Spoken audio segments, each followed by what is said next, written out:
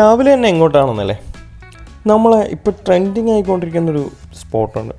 അത്യാവശ്യം നല്ല പ്രകൃതി ഭംഗിയും എല്ലാം കാണാൻ പറ്റിയൊരു സ്പോട്ടാണ്. ഞാനും അങ്ങോട്ട് തന്നെയാണ് പോകുന്നത്.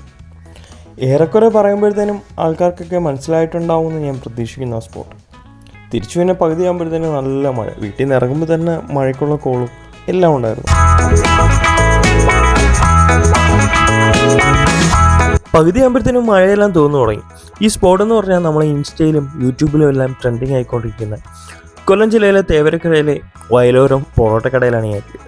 അവിടെ വന്ന് ഞാനും ട്രൈ ചെയ്ത് നോക്കി. പോത്തുംകാലും പൊറോട്ടയും ബീഫ് കറിയൊക്കെ എന്ന് പറഞ്ഞാൽ അത്യാവശ്യം നല്ല ടേസ്റ്റ്. എന്നുവെച്ചാൽ നമ്മൾ പഴയകാലം ഒരു നൊസ്റ്റയിലേക്കാണ് നമ്മൾ പോകുന്നത്. കാരണം കടയുടെ ഒരു ആംബിയൻസ് ഒക്കെ കാണുമ്പോൾ ഈ കാണുന്നതാണ് വെളിയിലെ ഭംഗി.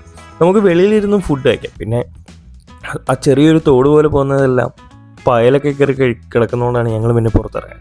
അതെല്ലാം കഴിഞ്ഞ് തിരിച്ചു പിന്നെ ഞങ്ങൾ നേരെ ഷോപ്പിലോട്ട് പോകാൻ വേണ്ടി ഇറങ്ങി. നേരത്തേക്കും വലിയ മഴയൊന്നുമില്ലായിരുന്നു.